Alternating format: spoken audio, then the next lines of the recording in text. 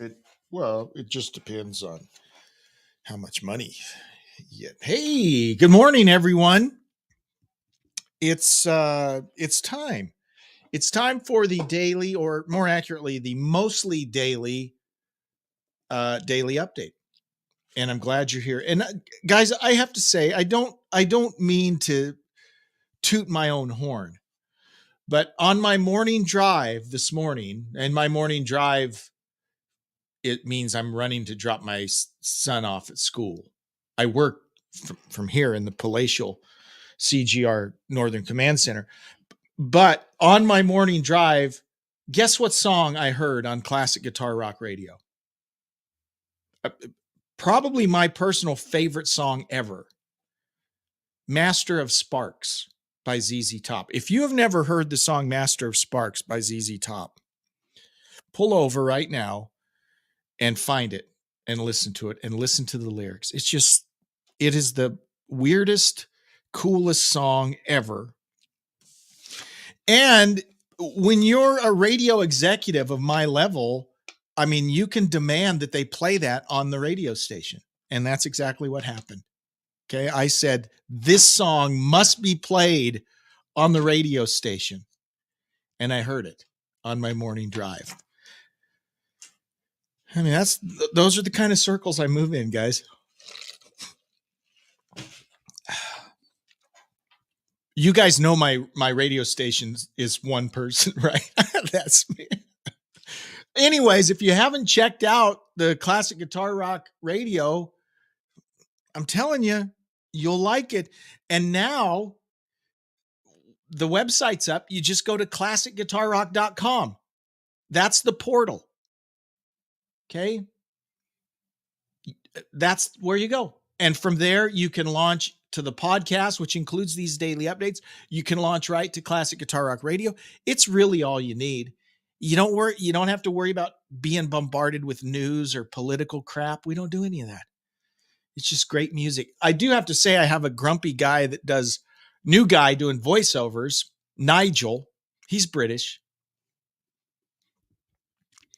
So yeah, you'll hear more of Nigel throughout the day doing voiceovers, and you'll hear less and less of my homemade cheesy voiceovers and that sort of thing. So anyways, a lot happening with the radio station. I hope you'll check it out. 40 hours a week, guys. That's all I'm asking. If you could listen to it 40 hours a week, that's all I'm asking. I mean, an hour a week. Come on, guys. You'll like it. You'll like it. All right, let's jump into the news here. From the I'm super important file, John Mellencamp has a clear message to fans planning to attend his shows. Behave or just stay home. Now, Mellencamp, he falls into a camp with a lot of grumpy performers now, and the older they get, the grumpier they get, that lecture, hector, yell at their audience members, which doesn't seem like a good business strategy. I don't know. So here's what he says. I do expect etiquette inside of the theater, the same way you would at a Broadway show. My shows are not really concerts anymore. They're performances. And there's a difference between a performance and a concert. Because I'm so important. I added that last part. But he says, look, I'm not for everyone anymore. I'm just not. And if you want to come and scream and yell and get drunk, don't come to my show. Okay. I will say it is annoying when you're at a show and someone's super drunk and obnoxious. I agree. I do agree. But the flip side is people know you from your music, right? And so they come and they want to hear you play music. And whether it's Mellencamp or Roger Waters or even Ted Nugent, if you go into a tirade in between songs, that's going to alienate half your crowd. So what do you expect them to do? Just sit and listen to you? It's stupid. But, so like, for instance, last year, there was the incident where he told someone to keep their effing mouth shut while he was playing. And then there's another time where he was going on some anti-American tirade and someone yelled, play the effing music. And then Mellencamp responds, if these people don't shut the F up, I'm just going to leave, okay? And he did leave. He came back later. But I mean, this is just a common thread, this antagonistic relationship between your crowd. You know, here's one thought. Play your music. That's what people are paying to see. I mean, if you want to get into politics, you can do that, but just know that that's going to alienate folks. And it's just, that's why you don't do that. I mean, play music. That's what people are paying to see. If you want to have a political discussion, then maybe you should market it and schedule a political discussion performance, and then people will come pay to see that. It's just it's kind of mind-boggling to me that the artist will have such an adversarial relationship with the people that ultimately provide their living. I don't get it. But I think he's just getting grumpy and old. I don't know. Black Crowes frontman Chris Robinson has given a surprising assessment of his band. I don't think it's surprising at all, and I'll talk about that. He says, we don't know crap about music. We didn't learn music. I don't read music. Rich doesn't read music. Rich, of course, is brother and guitarist. And you know what? I don't think it's that odd. I would say, I don't know if I would say most. I would say a very large percentage of very successful musicians that we all know and love don't read music. He says, other musicians, quote, do the effing math. He argued his band has found success by focusing on the emotions of songs rather than the technicalities. Quote, we know what it feels like and we know what sounds right. And then you keep doing that. Of course, through that, your vocabulary is bigger, but we maybe we are using different words, and people who are more knowledgeable about the inner workings in mathematics, the arithmetic of music. It's something that has escaped us, end quote. And I think probably most musicians or many musicians, creating great music isn't about the technicalities. It just isn't. Now, there's a lot of excellent musicians, obviously, that understand the technicalities. You look at someone like Satriani or Vai or Eric Johnson, they have a complete knowledge technically of everything they're doing. They're awesome. But there's a lot of other musicians that never took a lesson in their life, don't know anything about music theory, and they make beautiful music. They make awesome music. So that one or the other is not necessary. I think a lot of times non-musicians assume that every musician they see knows how to read music and took lessons, and most of them haven't, right? They play by ear. That's the way most people pick it up and start playing. Robinson said, it's kind of magic when a song happens out of the blue. 1 minute, there's nothing. One little thing like this, and then I get an idea, and then that changes what Rich is doing. And then it's all dictated by whatever the vibe is that Rich plays me. There's an emotional ingredient to what he plays me. Like probably the most famous song, She Talks to Angels. He wrote that song. He was very young with the riff. And then we probably didn't get to it till like a year later. And I think that's the way a lot of music happens, right? It's an idea. Maybe it's a riff you hear. Maybe it's just a lyrical thing. You bring it together and you make music. You don't sit down. Some people might sit down and just start writing notes. I can't see how that happens, but I guess that happens. I think usually it's just an idea and you start fleshing it out. So I'm not surprised at all when some successful musician says, I don't know anything about music. I think that's a pretty common thing. From the Does He Sit Down to Pee file. Former Genesis guitarist Steve Hackett assured fans he's okay after being rushed to the hospital ahead of his scheduled performance in Phoenix on Saturday. I'm joking a little bit. It drives me crazy. You go back and watch early footage of Genesis and King Crimson. Okay. Both Steve Hackett and Robert Fripp, they're sitters. You see a concert, they're sitting. How boring is that when you're seeing a rock and roll show and the guitar player's sitting on his butt? Steve Hackett was a sitter. Never understood that. Same with Robert Fripp. Always been a sitter. You go see him for a rock and roll show and they're sitting on their butt. Don't get it. I mean, I understand it if you're BB King and you're 85 years old and you got to sit down, or if you've got a health thing, but Hackett and Fripp are like in their 20s and they're sitting down. Not only that, Fripp's like wearing a big set of headphones and got like a reel-to-reel sitting between him and the audience. Drives me crazy. No wonder they never were successful on MTV. Sitting down. Now I'm all fired up. Anyways, Steve Hackett. He was a great guitarist, by the way. Winds and Wuthering, my favorite Genesis album. There's some brilliant stuff on there. He was all set to play at the Celebrity Theater as part of his ongoing Foxtrot at 50 and Hackett Highlights tour, which features the pivotal 1972 Genesis album, Foxtrot, in its entirety. Anyways, he had to be rushed to the hospital. Hackett offered a status update on Sunday, posting a note on Facebook along with a photo of himself in the hospital, which you can see below. He says, "Hello, everyone. I'm so sorry for the scare. I'd hoped to power through the Phoenix show, but I had a bronchial infection and a last-minute adverse reaction to medication.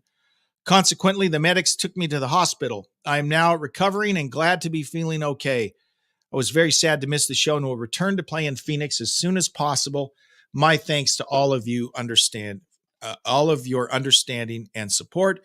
With warmest wishes, Steve." So our wishes for a quick and speedy recovery for Steve Hackett, who is a brilliant musician. And fortunately, he doesn't sit down anymore.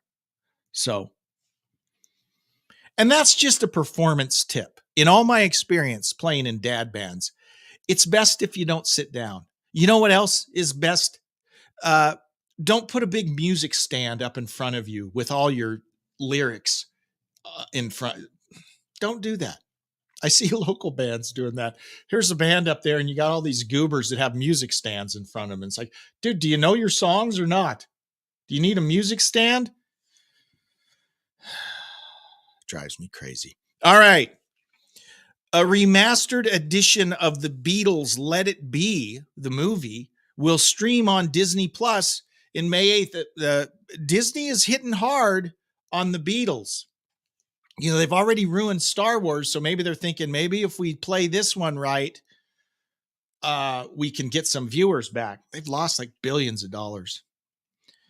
The new movie was restored by Peter Jackson's team at Park Road Post-Production and contains footage not featured in Jackson's 2021 Get Back docuseries, which also streamed on Disney. So the movie Let It Be was released way back in 1970, and it came out a month after the Beatles had broken up. And it was a week after that the album Let It Be had come out. And so Jackson has kind of gone through and they've done their magic with this. The Get Back footage is breathtaking. And I mean, they used AI and all kinds of gizmos to make it look so good. They've kind of done the same to Let It Be. So you have an opportunity to see Let It Be in an even bigger and better and more beautiful way than you've ever seen it. Peter Jackson sees Let It Be and his Get Back as companion pieces.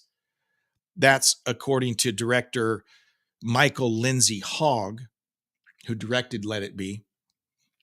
He thinks it's very important that they are both out in the world. I hope Let It Be gets a re-release. It's shorter and simpler, but because there isn't as much in it, it's easier to focus on certain things. Get Back is like a great novel, and Let It Be is like a great short story. So you can check that out.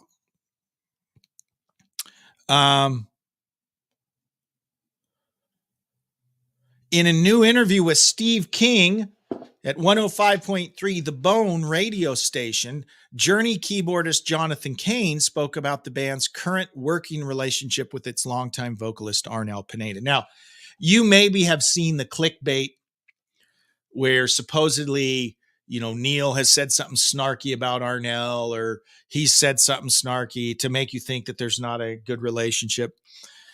But here's what Jonathan Cain. Now, the story of, he's been there 16 years. Did you know Arnel Pineda has been in Journey longer than Steve Perry? he was singing on the streets in Manila, right? Singing, playing in a bar band in Manila. And in 2007, Neil Sean saw these videos of this kid, Arnell, singing Journey songs and other popular songs that he reached at. Well, the rest is history. He's a member of the band now and super talented and a great showman. I've seen Journey with Arnell and I've seen Journey with Steve. I saw the Frontiers tour way back in the early 80s, and I saw the tour with Arnell in 2016. And I know it makes people mad when I say this. I enjoyed the concert more with Arnell. Sorry. I'm not saying he's better than Steve Perry. I'm just saying I enjoyed the concert in 2016 more than I did on the Frontiers tour. I'm just throwing it out there. He's very talented, great performer. And Jonathan Kane says, yeah, Arnell's 16 years celebrating. This is his 16th year with Journey. Probably the longest tenure of any lead singer for the band. I'm pretty sure it is. So he's been crushing it for us. He's got his kids on the road with him this time, and he seems really content and happy. And we're really proud of everything he's done up to this point. And we see some years left. There's definitely still some gas in the tank, but we're very happy with Arnell. He's amazing. So much of the clickbait you've seen around Arnell is just that, right? Oh, are we ready for this? Are we ready for this? Ozzy Osbourne's MTV reality show, The Osbournes, is coming back. Do you remember that? Way back early 2000s? This show followed the whole family around, you know. Ozzy's son Jack announced The Osbournes re-release during the latest episode of The Osbournes podcast. He said, quote, "Hey, what's up, Osbourne fans? So there are some big things happening over here in our world. We are finally re-releasing The Osbournes. Since the show has left the air, it hasn't been readily available to anyone, and we're also doing some new content around the original footage. We're going to be doing the basement tapes. It's going to be a watch party with us watching ourselves. It's going to be full of narcissism. So join the family and get access to this and all a whole bunch." So it looks like I read this wrong. I thought they're going to actually start making a new series. But no, they're just re-releasing the old Osbournes reality show, and then they'll add this, the narcissism piece where they're reacting to old videos of themselves. I'm not thinking it's going to be that. I could be wrong. People might tune in and watch that. I don't know. OsborneMediaHouse.com. You can go there and find out more. Our favorite punching bag, the Rock and Roll Hall of Dung. They're going to announce soon the inductees. Here's where we are so far. So probably these will be them. Let me know what you think. As of 10 p.m. Eastern Monday night, Dave Matthews Band were lead. This is the fan vote. Okay. So the fan vote, I mean, it is what it is. Dave Matthews Band were leading with over 586,000, followed by Frampton, over 528,000, Foreigner, 527,000, Ozzy Osbourne, over 480,000, Cher, 339,000, Lenny Kravitz, 310,000, Kool and the Gang, over 286,000. So those are the top vote getters in the fan count. What do you think, Dave Matthews Band? I mean, I don't have a problem with. I'm not a Dave Matthews Band fan. Personally, I mean, I don't hate them, but I've never been a big fan. Some people really love Dave Matthews Band. I'm okay with them getting in there. It's not up to me. It's not my Hall of Fame. Frampton absolutely should have been in there years ago. Foreigner should have been in there years ago. Ozzy Osbourne, solo artist, he should be in there. Cher. If I could turn back time. I don't know. Lenny Kravitz. Kool and the Gang. Here's the thing with Kool and the Gang. Kool and the Gang, they were a band. They played real instruments. They played real songs. Yeah, I think they should be in there. I'm okay with Kool and the Gang being in there. Not a problem. I feel better about Kool and the Gang being in there than Cher. Just my personal opinion. Nothing against Cher. Gypsies, tramps, and thieves. Okay, we do have something from the mailbag here. This is from our friend, Mr. Kuza, all the way over in Russia. Thank you, Mr. Kuza. I saw this email, haven't read through it yet. Let's see what you got. Sometimes he has zingers for me. Let's see what's going on. Hi, Jeremy. First of all, I want to say I'm surprised that you didn't know The Who, not The Who, Pete Townsend, The Who, H-U. She said, I'm surprised you didn't know The Who. I understand that it's unrealistic to know everyone, but I think that I could know a gang that you haven't heard of. Oh, but I didn't think that I could know a gang that you hadn't heard of. I'm sure you know lots of gangs I hadn't heard of. The Who is that band from Mongolia. The Who, H-U, is that band from Mongolia that will be opening for Iron Maiden on their next tour. And no, I had never heard of The Who. But in my defense, Mongolia is a lot closer to Russia. Maybe that's why you've heard. Do you guys share a border? Doesn't Mongolia like border Russia? I'm not sure. I'll have to look at a map. Many people tried to get an autograph or take a picture with their idol, or maybe even get some kind of souvenir from the star. Not everyone has succeeded, but those who have succeeded have funny success stories. Someone sneaked into the dressing room. Someone was just too arrogant, but all the stories are mostly funny. The question is, did you have something similar? If I had a question, okay, I do. I have a few things I can share. Your fan from 6 miles away, Mr. Kuza. P.S. I'll bet one gas station soda that you again forgot the air on button, the on air button. He's right. I didn't turn it on. And guys, look at this.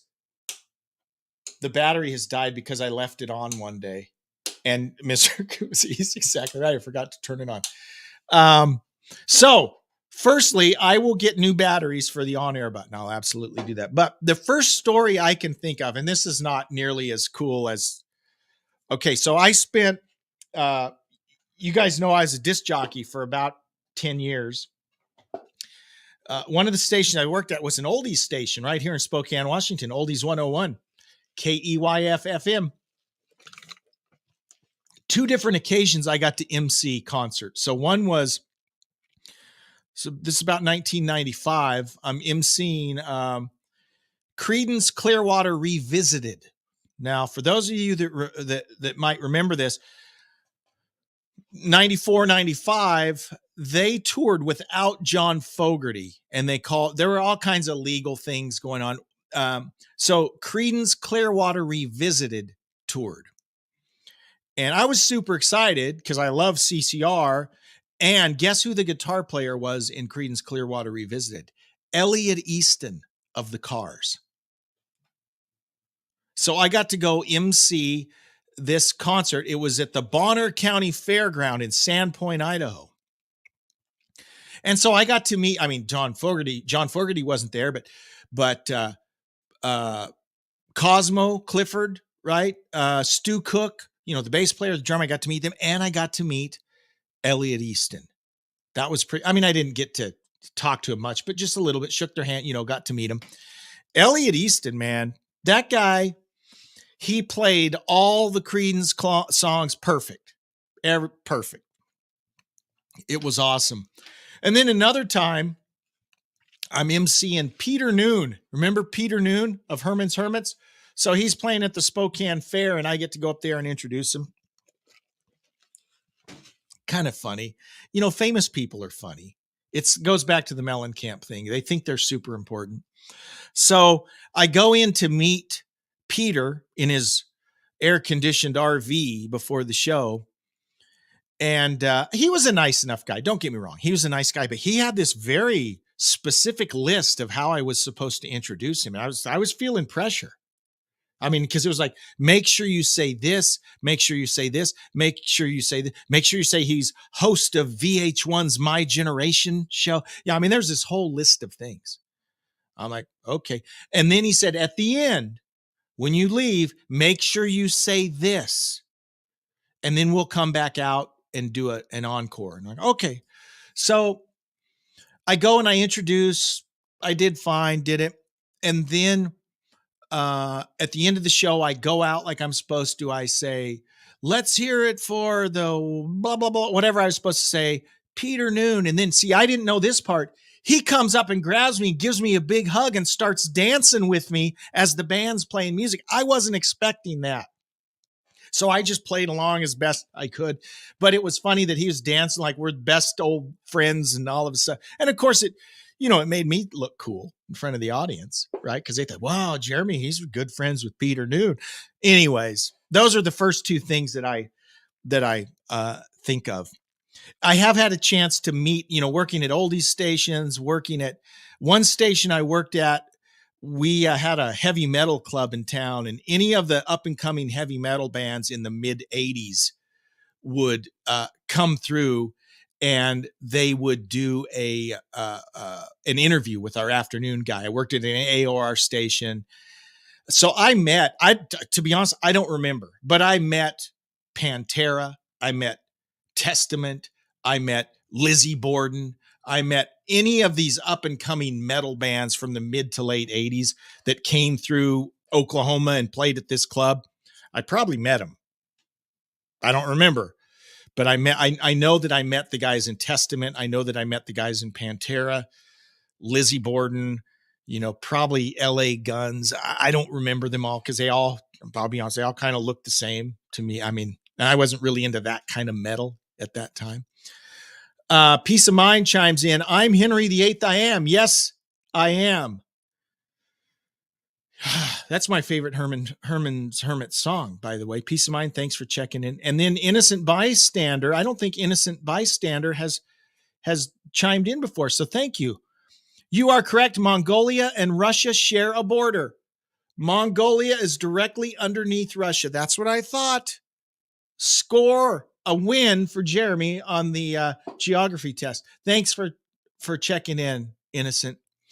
Guys, thank you so much for all your support. And I mean this, right? For following us on X, on YouTube, on Facebook. Thank you so much for listening to the podcast. And those of you who have listened to the new radio station, all we're asking is 40 hours a week, guys. Tune in.